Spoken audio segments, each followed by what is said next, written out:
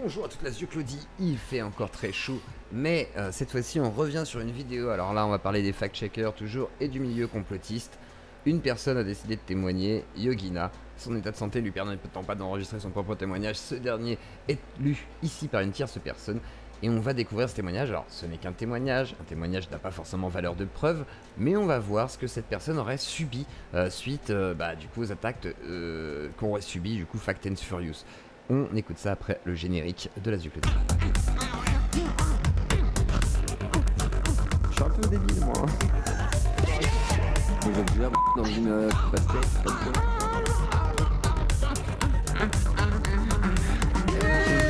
C'est parti du coup, on démarre, on va écouter ce témoignage donc de Yogina et elle va tout expliquer. C'est parti. Let's go. Installez-vous. On démarre. Bonjour à toutes et à tous. Je m'appelle Elisa, et certains d'entre vous m'ont peut-être croisé sur Twitter, où je m'appelais Yogina. Je suis l'invisible, et je vais vous raconter pourquoi. Mon harcèlement est en lien avec l'affaire Fact and Furious.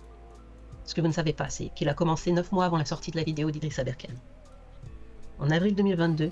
Alors déjà ça commence bien, elle explique en gros qu'elle a déjà été harcelée, mais avant l'affaire Aberkan, et c'est pas à cause d'Aberkan directement et sa vidéo, mais plutôt d'autres sphères. Je suis devenue la cible d'une femme qui n'acceptait pas une séparation.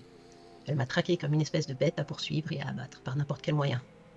Sans relâche, jour après jour, mon quotidien a été scruté, épié sur les réseaux sociaux. Mes commentaires, mes interactions, mes follow, mes collaborations pour mon travail d'écriture sur les dérives dans le milieu du yoga. Voilà, elle est stalkée, façon de parler, elle est traquée sur ce quotidien, quelles sont ses habitudes, etc. Tout y est passé. Elle créait des comptes, j'avais beau les bloquer, elle revenait inlassablement sous divers pseudos, avec toujours le seul et même objectif. Me diffamer publiquement et me menacer de mort en DM. Morceau choisi. Si c'est pas fait, surveille tes arrières. C'est pas une menace mais une promesse. Je te laisse imaginer ce que je vais te faire. Je vais te retrouver, te poursuivre de partout, tu vas le regretter. Je vais te faire du sale, très sale. Ceci n'est qu'un infime extrait de ce que je devais encaisser quotidiennement. De son côté, Antoine était en train d'essuyer une autre sorte de harcèlement que l'on peut nommer chantage affectif. La promesse d'un bouquet final, si celui-ci ne revient pas vivre dans son ex-domicile. Même si ce Donc là, voilà, effectivement, le chantage affectif, émotionnel, quand t'es en couple, ça peut être très compliqué. Le harcèlement a partiellement été supprimé par son auteur, il en reste encore de nombreuses traces. Et voyez-vous, quand on est harcelé, si aujourd'hui on me demande où ça se trouve, je sais y répondre précisément et amener les gens jusqu'à ce harcèlement. Ce harcèlement a continué jusqu'à la veille de la sortie de la vidéo d'Idriss Aberkan, avec comme exemple la création du compte Twitter Yogina la merde. Ah oui, novembre 2022. Sur Twitter, quoi. Idriss Aberkan décide de donner la parole en direct à l'ex-femme d'Antoine, qui se présente dans le rôle d'une victime présumée. Ah, donc c'est la fameuse dame qui avait témoigné donc, chez Idriss Aberkan. Ok, je suis. J'ai essayé de trouver les images. Violence conjugale. Ce genre de témoignage n'est pas à prendre à la légère. Et pourtant, Idriss s'en fiche. On l'a tous vu, il n'est pas là pour ça. Il ne sait même pas comment écrire le prénom de la femme dont il est en train de recueillir la parole. Prendre en considération la parole de la femme, oui. Libérer les témoignages de violences sexistes et sexuelles, oui. Libérer la parole des femmes victimes, oui. Bien sûr, je soutiens tout ça. Par contre, avant de prendre position de manière frénétique sur les réseaux sociaux, de commenter la vie des gens dont vous ne savez rien à coup de thread calomnieux, posez-vous les bonnes questions. Encore plus, si vous êtes une figure médiatique qui se présente comme experte en complotisme et féministe. Pourquoi ce témoignage n'a fait qu'une seule sortie dans la complosphère? À quoi sert ce témoignage? Où est ce témoignage aujourd'hui? Qu'en reste-t-il? Vos actions sur les réseaux sociaux peuvent tuer des gens. La deuxième partie de mon harcèlement commencera donc ici. Tout s'enchaîne rapidement, car désormais, ce sont des gros comptes de la complosphère qui me traquent, qui me cherchent. Tweet. Qui est Yogina? Alors ça c'est vrai que ça existe, hein, malheureusement. Qui est Yogina, maîtresse d'Antoine? Ouais, les gens qui cherchent à doxer, etc. pour avoir des infos sur la personne pour l'emmerder encore plus. Daoust. C'est très courant ça. Des photos de mon visage circulent. Pour la première fois, je commence à avoir réellement peur. Je me rassure du mieux que je peux en me disant, ce n'est que Twitter. Et si je coupe, c'est terminé. C'est ce que je croyais, mais c'est pas vrai. Ah, c'était allé trop loin, me semble-t-il. Ils sont venus dans ma vie, dans ma maison.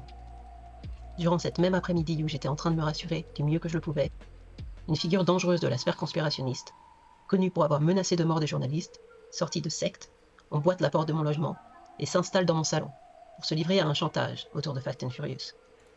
Cette personne prendra le soin de photographier ma boîte aux lettres avec mon nom, mon prénom et le nom de mon entreprise. Ouais, donc là on arrive sur un truc qui commence à être vraiment du repérage, on va dire. Ce qui existe hein, dans certaines sphères, par exemple les antipédos, soi-disant, qui vont beaucoup en prison pour des trucs un peu bizarres. Il y en a beaucoup qui ont fait ça, par exemple. Donc c'est C'est courant, malheureusement. Et la suite tout de suite. Photo qui se retrouvera dans François. Je comprends très rapidement que mon adresse venait d'être doxée et offerte comme un trophée à la sphère conspirationniste. Le rythme continue de s'accélérer. Je me cache dans un Airbnb, Il leur faut une pas boule dans la grand-chose. gorge. Je ne respire plus. Mon adresse circulant dans je ne sais quelle sphère tortueuse et nauséabonde. Outre le fait que ce soit mon chez-moi, mon logement était aussi mon lieu de travail, car dans la vraie vie, je suis créatrice de vêtements et costumière depuis 8 ans. Ouais, donc c'est assez dur, effectivement, de se retrouver avec des gens qui connaissent ton adresse et qui pourraient venir et qui, des fois, viennent peut-être. J'étais confortablement installé, un atelier de 80 mètres carrés, avec 100 mètres carrés de logement. Mais désormais, ce n'est plus possible. À ce moment-là, j'ai peur. Je me suis enfui de ma maison. Je ne peux plus travailler sur mes créations. Je lâche la main de mes élèves à qui je donnais des cours de yoga. Ma famille ne comprend pas ce qui se passe. Je revois la détresse dans le regard de mon père. Es-tu sûr au moins que son vrai prénom c'est Antoine? En parallèle de ce harcèlement, déjà beaucoup trop intense à gérer pour moi, je découvre un autre harcèlement, celui en stéréo, qui offre une caisse de résonance au narratif des conspirationnistes. Il vient de la sphère des expertes en complotisme et féministes. Des threads entiers sur l'affaire. Elles foncent dedans tambour battant, décidant de refaire l'histoire. Et ça aussi, on peut le retrouver facilement. Il est dans chaque recoin de l'affaire Fast and Furious, sur Twitter et sur Mastodon. D'accord, ok. Oh, elles vont vous dire que c'était de la mise en récit, pointer les angles morts de la communauté des débunkers. Non. Ce qu'elles ont fait, c'est profiter de cette histoire pour appuyer leur petite accusation de masculinisme crasse et contrer le plus rapidement possible le moindre commentaire de soutien que nous avions. Ouais, c'est vrai que c'est facile Elles de ont parler de masculinisme. Hein. Voilà, tu vas trouver ça chez tout le monde, du coup, tu vas dire, ah, ils sont masculinistes. Enfin, c'est un peu débile, quoi. Excusez-moi, hein, mesdames, si c'est pas un argument. Pardon, je ne voulais pas m'exprimer. Je n'ai rien dit, je ne veux pas de procès. Qui comme des coucous. Connaissez-vous le coucou? C'est un oiseau qui fond dans le nid des autres. L'une en train de refaire l'enquête judiciaire pour prouver que tous les hommes sont vraiment des salauds, l'autre pour prouver que les fact-checkers ne sont qu'un boys club mascu. Et tout est encore en ligne. C'est les copines de Martin Eden, en fait. En fait, c'est les amis de Martin Eden. C'est possible. Hein. Selon les éléments que j'ai pu recueillir, elle avait transmis les informations sur les violences conjugales subies, y compris les menaces de mort de la part de Daoust. La manière dont la solidarité s'est construite autour d'Antoine Daoust colle aussi à la stratégie de l'agresseur. Ivre pour prouver qu'Antoine Daoust est la vraie victime. Moi, je ne connais pas ces expertes. Qui sont-elles? D'où sortent-elles? Et surtout, d'où se permettent-elles d'écrire des choses aussi violentes? Je suis à la fois choquée et violemment touchée parce qu'en plus, elles osent se dire féministes. À ce moment-là, un journaliste de Libération écrit un article sur notre affaire, dénoncer le plus rapidement possible le calvaire que nous étions en train de vivre. On était sans logement, un site de presse venait de tomber face au rouleau compresseur de la complosphère et on était terrorisés. Mais ça, les expertes en complotisme se gardent bien d'en parler. Elles qui ont pourtant lu attentivement l'article puisqu'elles ont immédiatement tweeté à gogo, histoire de le discréditer le plus rapidement possible. Comme nos rares soutiens, le journaliste se retrouve publiquement accusé de protéger un homme violent. Pire encore, étant un homme, il a forcément dû mal faire son boulot. Oui, c'est ce qui est dit publiquement. Mais heureusement, il y en a une qui l'a fait le boulot. Vous comprenez, c'est une experte qui a en sa possession des éléments imaginaires du dossier. Donc ça, c'est le problème, effectivement, des faux experts autoproclamés. Hein.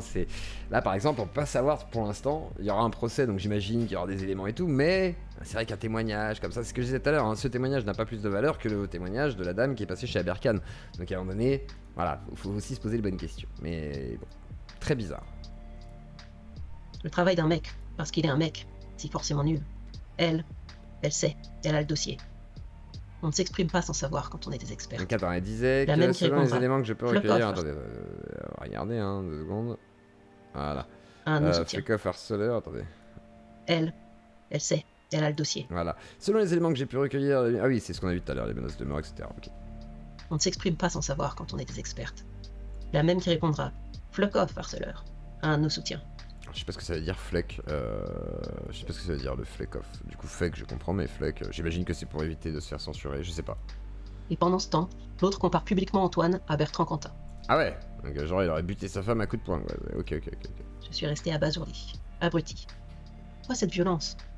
Le boys club mascu. Le coucou venait de pondre son premier œuf, de faire sa première condamnation, qui ne souffre d'aucune discussion.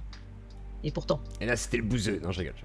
De nombreuses femmes ont plusieurs fois collaboré avec Fast and Furious. Je fais également partie de ces femmes qui gravitent autour de la sphère des bunking, et pas que pour Fast and Furious. Je réalise que mon invisibilisation n'est pas assez rassasiante.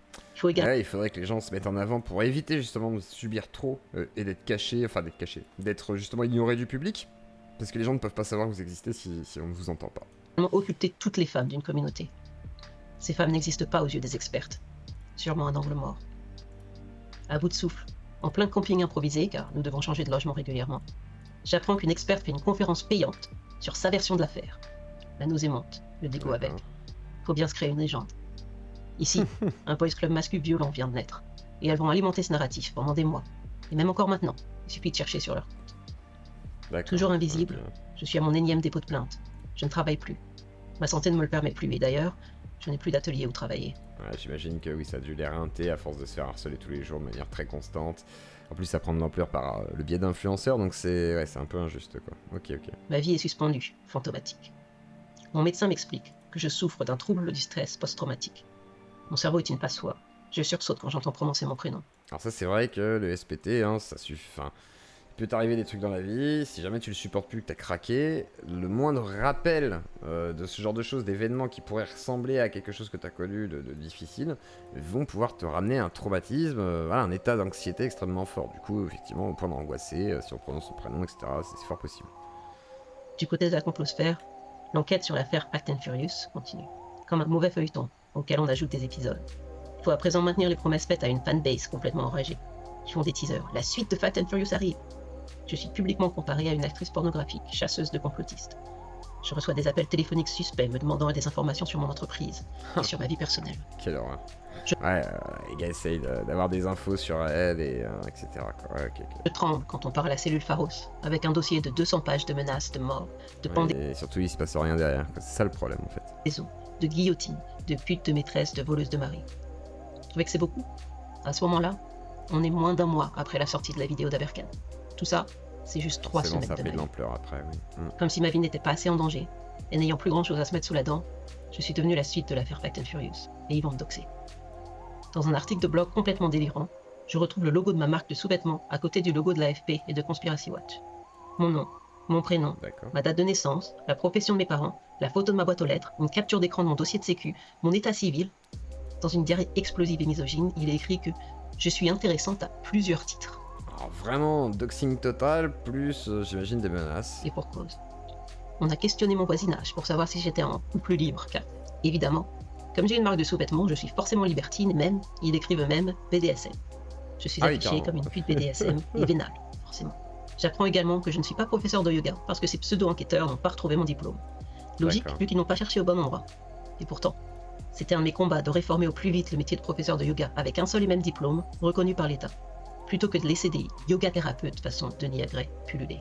Alors ça, c'est vrai que voilà, autant le cadrer le truc, même si on sait qu'il n'y a pas de soins, voilà, tu peux pas te soigner avec le yoga, bah à la limite, pourquoi pas le cadrer, mais ouais, j'entends. En fait, est-ce que c'était pas cette femme? Alors moi, la question qui me vient à l'esprit, je sais qu'il y avait aussi une affaire, alors peut-être que ça n'a rien à voir, mais vous savez, une histoire dans le yoga où il y avait des meurtriers, enfin des gars qui étaient payés pour aller buter une chef d'entreprise, je crois, sur des histoires de salles de yoga et tout, donc il y a une vraie concurrence dans le yoga fitness, etc. quoi. Je crois que là, il y avait des francs-maçons, donc je pense que ça n'a rien à voir, parce que bah là, c'est assez fou quand même de se dire que des milieux comme ça sont criminogènes et pourraient amener à se faire buter parce que voilà, t'as un concurrent où tu veux régulariser, on va dire, ou réformer la discipline. C'est assez fou quand même. Et on écoute la suite maintenant. Je comprends aussi que comme je suis une femme, ce n'est pas moi qui écris mes articles, mais des hommes certainement cachés derrière mes écrits. On ajoutera même à cela que j'ai besoin de l'argent d'Antoine et de ses parents pour faire vivre ma marque de sous-vêtements. Et pour confirmer que je suis bien une pute BDSM en lien avec le laboratoire Pfizer, à l'appui de l'argent des hommes, incapable d'écrire mes articles, il y a une photo. Une photo qui sera diffusée partout sur les réseaux sociaux. Une photo volée sur le compte Instagram de ma marque et destinée à la vente d'un produit. Maintenant, elle devient la preuve que je suis une pute, une bimbo siliconée, celle sur laquelle on dit publiquement « Tiens, je me branlerai bien dessus ». Mais ce n'est toujours pas suffisant, il en faut encore plus. La complosphère traque mes clients, histoire de les afficher publiquement. Car vous comprenez, ils ont acheté des lingeries BDSM à une pute vénale et vendu au laboratoire Pfizer, qui ne sait même pas écrire ses articles. C'est incroyable. C'est incroyable les histoires que ça cumule derrière. C'est un peu comme Gérard Forêt avec les trucs d'adrénochrome, machin, ils sont homosexuels, ils sucent oral, enfin des trucs un peu bizarres quoi, qui n'ont pas de sens finalement, et tout s'enchaîne et tout s'enfile pour essayer de discréditer la personne au maximum en disant ouais, c'est le Satan quand même, regardez elle est sataniste et tout, elle a des bas ou je sais pas quoi, enfin ça n'a aucun sens. L'année 2022 se termine ici. Je suis devenu le fil d'Ariane de l'histoire Fast and Furious.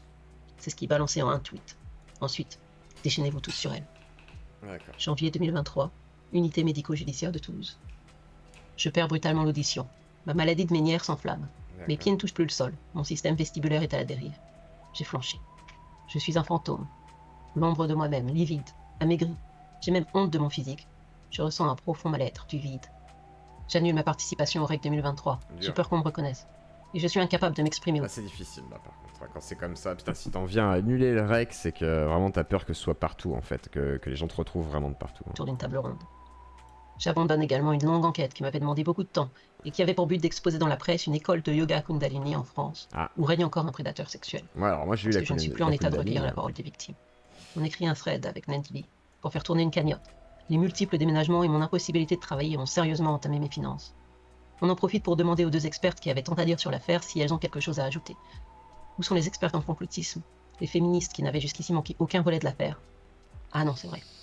Je suis l'invisible. Rien. Pas un mot. Malgré le fait qu'elles suivent l'affaire et que vient de... Eh bien, en tous les cas, j'espère que vous ne serez plus invisible avec au moins une mise en avant, même par nos médias et d'autres, hein, mais c'est vrai que c'est assez hallucinant de voir que personne n'a soutenu aussi. Il y a que personne n'a l'air de la soutenir en fait. C'est-à-dire, bon, voilà, les expertes ne sont pas là et les autres, je sais pas. Sortir l'article le plus putassier. J'imagine que si, enfin j'espère quand même. Et misogyne de François, suivi de dizaines de commentaires dégueulasses. Féministe, vraiment? Je tombe sur un tweet des expertes. Antoine ne semble pas avoir beaucoup de revenus alors que son ex-boss. À partir du moment où il commence à avoir un peu de notoriété, il se barre avec une autre meuf. Comment peut-on publiquement se permettre de refaire la vie des gens ainsi sans la connaître? Mais qui est cette experte au juste? Ma sœur? Un membre de ma famille? Depuis, régulièrement, elles inondent leurs petits commentaires sur l'affaire. Je n'en peux plus. Il m'arrive souvent, avec le compte Twitter de ma marque, de tweeter en commentaire. Stop! Arrêtez d'alimenter une histoire dont vous ne savez strictement rien, vous faites des dégâts. Parfois je m'énerve. Je n'en peux plus. Je vais demander stop en DM. Pas de réponse, blocage. Vous comprenez, le stop, c'est que pour elle, pas pour l'autre meuf. Encore une fois, je suis invisible. Je reste dans leur angle mort. Je suis carrément un angle mort d'ailleurs. C'est difficile, hein, si vraiment t'arrives à avoir personne pour pouvoir en parler, que les gens ne te prennent pas, on va dire pas au sérieux, mais ne prennent pas en compte en tous les cas tout ça, et que tu ne peux pas effectivement compter sur les gens qui t'entourent, ça devient très difficile et tu te sens seul au monde. Hein. Je comprends tout à fait dans quel moment elle se sent. Qu'elles viennent me parler de harcèlement, qu'elles viennent parler de l'invisibilisation du travail des femmes. Elles ne savent pas ce que c'est d'en être la victime. Et pire, elles y participent. Je comprends aussi que nos soutiens deviennent des harceleurs à leurs yeux. Encore pire que des pro-Assad ou l'extrême droite. Alors ça c'est possible ça par contre, hein, parce qu'il y a une sorte de virulence sur Twitter qui est assez colossale par toute communauté. Hein. Je veux dire, moi, toi avec Mandax, il m'a mis un tweet, les gens ils se sentaient plus pissés. Hein. Ils étaient en mode ça, t'es un facho, puis ci, puis ça. Enfin voilà quoi, c'est fermé là en fait. D'après elle. Oui, c'est ce qui est expliqué dans une conférence payante d'expertes. Le coucou venait de pondre son 2e œuf. Après avoir jeté l'opprobre sur les fact-checkers en les condamnant à être des sales masculins misogynes, se foutent des violences conjugales, désormais, toute personne qui nous soutiendra sera un harceleur notoire, embrigadé dans un backlash finement organisé pour leur nuire. J'insiste, elles étaient au courant de mon existence. Ce sont les interpellations au sujet de l'affaire qu'elles ont appelé harcèlement. Et elles n'ont rien dit. Jamais. Il valait mieux que je sois invisible, surtout quand on se dit féministe et experte du harcèlement. Et elles ne s'arrêteront pas. Jusqu'à encore récemment, où on continue à parler de notre histoire dans des conférences d'expertes. L'affaire Daous, moi j'ai fouillé, j'ai vu du sale, du très sale, hein. Mais de quoi parle-t-elle? C'est quoi ce sale? Moi? Voilà mon histoire. Pour la première fois, je peux parler. Aujourd'hui, mon harcèlement continue. Nous n'avons pas cédé au chantage, alors, comme promis par l'envoyé de François, le jour où il était dans mon salon, une bataille judiciaire s'est engagée. La photo de mon Instagram se retrouve à présent sur le bureau de la juge. Pour prouver ô combien je suis une pute BDSM. Ah non, vous ne rêvez pas. Oui, c'est ma vie. Regardez, c'est une pute BDSM, condamnez-la. Mais monsieur, on peut pas condamner les gens pour une pratique sexuelle, c'est complètement bête. Pourquoi voudriez-vous la condamner? Mais parce que c'est une pute BDSM, voyons. Ok, calmez-vous, ça n'a aucun putain de sens, ça n'a aucun putain de sens. Nous sommes mi-août. C'est fou. Hein. Je viens d'apprendre que mon père souffre d'un 2e cancer. À ce jour, Antoine ne fait l'objet d'aucune poursuite judiciaire. Je ne peux m'exprimer en son nom, mais viendra le temps où lui-même pourra libérer sa parole et remettre de l'ordre au milieu de toutes ces calomnies. Je voudrais remercier mon ami Marie. Alors, je sais pas qui est cet Antoine, si jamais vous pouvez me dire en commentaire.